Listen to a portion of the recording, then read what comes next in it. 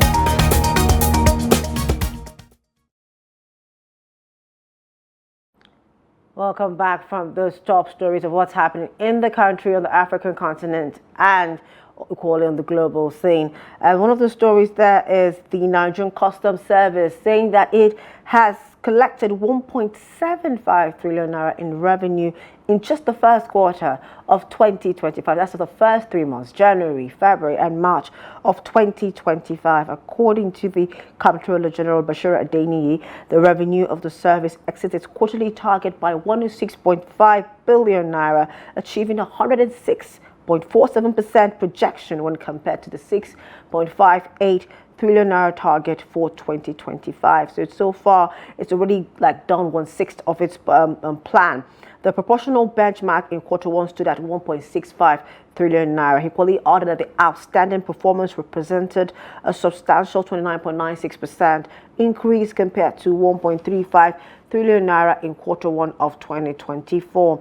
That's quite a very, very good outing there. But we equally see that they are saying that they want to now consider going back to bringing the 4% free on board. Remember, sometime a few months back, in February actually, when there was that hike in price of cargo went from 15%, to say that the first in 30 years they equally wanted to do the 4% free on board. But due to some outcries out there in the public, the NCS and the government suspended the 4% free on board levy. But it seems like, they're saying we might consider bringing that back again. Now we clearly see that the IMF has said that 37% inflation rate for Nigeria in 2026. Now our conversation today is equally about the IMF downgrading our GDP from 3.2% to 3% for 2025. And of course, experts are having something to say about it. But the IMF has projected that 37% inflation rate for us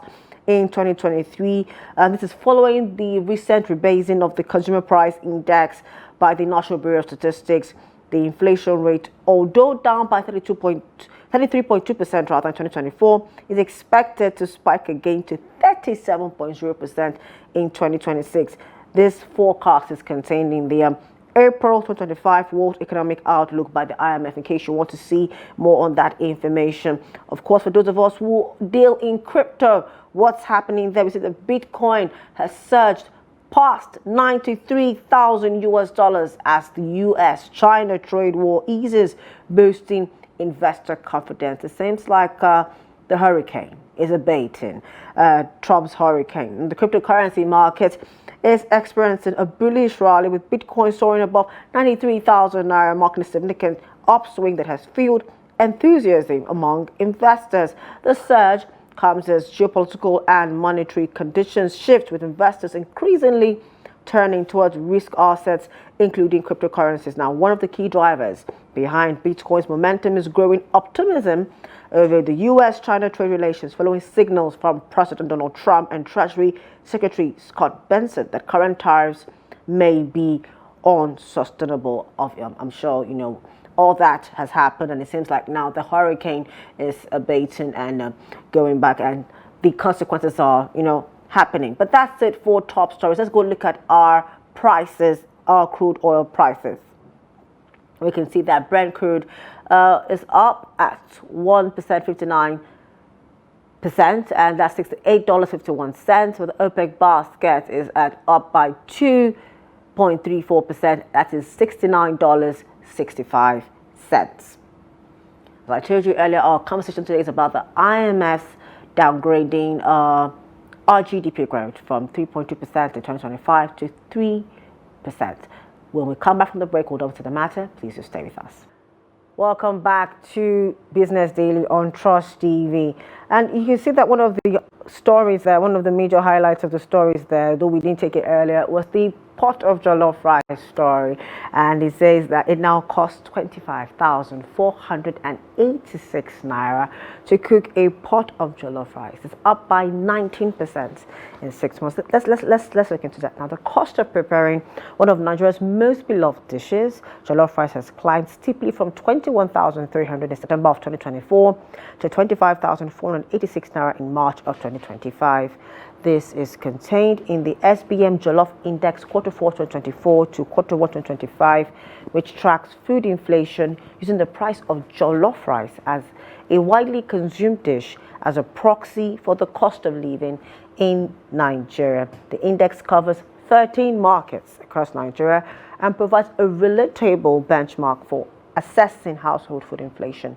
Now, it revealed that in September 2024, the national average stood at 21,300, but climbed by 19% to 25,486 naira by March of 2025. However, this increase was not consistent throughout the period, as the national average initially rose from October 2024, slightly decreased in January and February, and then resumed its upward trend in March 2025. What could be driving the surge? Now, a combination of factors is supposedly driving the spike in food cost, particularly for jollof rice, and these include price hikes in key ingredients like rice, tomatoes, onions, pepper, turkey, beef, fish. While some items stayed at persistently high prices, protein emerged as the most volatile category. Now, of course, maybe if we take out using protein beef to make the jollof rice, maybe the price would be maybe more amenable for people that want to eat jollof rice. But that's the price of food right now in the country, the price of jollof rice, using that as an index for that. Now, our conversation today is on the IMF downgrading Nigeria's economic growth to 3%.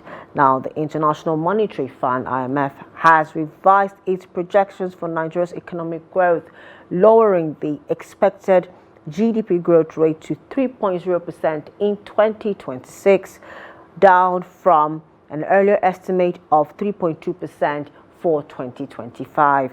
These modest downgrade reflects a combination of global and domestic challenges, signaling a cautious outlook for Africa's largest economy. Now, we're supposed to have a guest to discuss this with us, but unfortunately, he's unavailable right now. We're going to have to just give out this information and talk about it briefly. So now, one of the reasons behind the downgrade, according to the IMF, the Bretton Woods Organization, is oil sector dependence. Now, the global decline in crude oil prices continues to weigh heavily on Nigeria's oil-dependent economy, making it vulnerable to external shocks. Of course, another one is inflation pressures. Inflation is projected to remain high at 26.5% in 2023, reducing household purchasing power and dampening economic activity. Now, declining current account surplus. Nigeria's current account surplus is expected to fall from 9.1% of the GDP in 2024 to 6.9% in 2025, indicating weaker export earnings. Reforms driven adjustments. The government's recent structural reforms, including fuel subsidy removal and exchange rate unification, though necessary, have introduced economic stress. Now, what is the regional context of this? We can see that Nigeria's projected 3.0% growth rate places it below the sub-Saharan Africa regional average, which is expected to hit 3.8% in 2025 and 4.2% in 2026. This highlights the urgency for Nigeria to accelerate diversification and address structural bottlenecks. There have been some reactions to this story, and we see that the government officials are acknowledging the downgrade, but maintain that ongoing reforms are critical for long-term stability and inclusive growth. Analysts and experts are stressing the importance of managing reforms effectively to mitigate inflation and fiscal imbalance, while urging a shift away from oil dependency. And of course, the public sentiment, while some Nigerians see hope in the reforms, many are concerned about worsening cost of living conditions and economic uncertainty. What does this really mean? I wish our guest was here to give us more information on this and help us understand it better. But things have happened. So what does this really mean? Are we going to see things get better? Maybe not. Hopefully in the next meeting, by the next time we're going to sit again, we will have better projections for our economy. Now, what more again could we see apart from that? We could see that weaker global demand is one of the causes for this. You see, tariff tensions and slower global economic activity are reducing export opportunities. You can see with what Trump is doing, we could see how that shook the whole world. Not just, China, not just Asia, not just Europe. It impacted, it affected Africa. We see like over in, I think, some countries in the southern part of Africa that export citrus fruits to the U.S. The tariffs, got them very, very worried, especially for Lesotho that has 50% of the tariff, the highest hike in Africa. But we see that Trump is somehow, being a bit of negotiating, trying to be reasonable to see, okay, these tariffs might not necessarily be, something that's going to continue happening going forward. Let's come to the table and have a conversation about it. Another thing that is equally impacting these projections, or rather, reductions of our GDP growth, is how high inflation, Nigeria's inflation, remains elevated, projected at 26.5% in 2025, impacting purchasing power. You can have the money, but if the inflation is high, your money might not give you so much. So yes, you might have 100,000 naira, and maybe you could use 100,000 naira to buy, give or take, 30 things prior to now. But now, due to high inflation, due to the inflation, maybe just 10 things. You see, so yes, you have the money, but you can't do so much with it. And of course, before we said subsidy reforms. Now, Nigeria is expected to actually underperform in sub-Saharan Africa average, which is projected at 3.8%. I said that earlier. But our GDP has been projected to actually surpass South Africa, which is one of the biggest, if not the biggest economy on the African continent, at 3.0% growth. Will still actually outpace South Africa, which is 1.0% in 2025 and 1.3% in 2026. So there's hope there. There's hope there. We're still doing better, hopefully, but that's not it. We need to do way more better. We need to do better and, get now. What's the next steps for us in the country to be able to mitigate this situation and, see that our projections get better and our GDP gets better, our economy gets better? We need to diversify, really, the economy beyond oil. We need to start doing so much more. We keep on talking about it. We're so dependent on crude oil and the things that come with it, and it impacts us a lot. So when the oil prices go down, a lot is happening. When it goes up, we need to diversify. We need to look at non-oil exports, non-oil generating revenue for the country. And of course, where that comes from mostly is from the agriculture. Yes. And this country used to be an agricultural giant before we even found oil in the 70s. I know, hopefully we can get back to being that again. Now, of course, invest in infrastructure and digital transformation.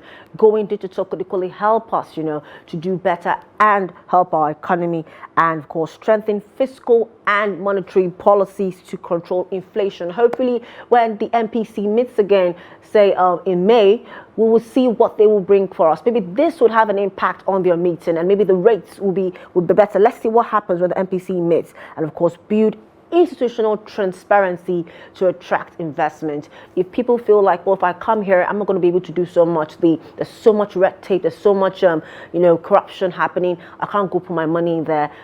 We can't have investment. So these are the things that, we need to do to make the economy better, so that FDI, foreign direct investment, will come in, of course, and help our Naira and definitely help our economy generally. That's the much we have for you today on Business Daily. I hope you've learned a few things and understood a few things on the program. Same time, same place tomorrow. Don't forget to follow us on our social media platforms and our YouTube live stream for more news programs and documentaries. I am Chiamaka Nwafo. Bye for now.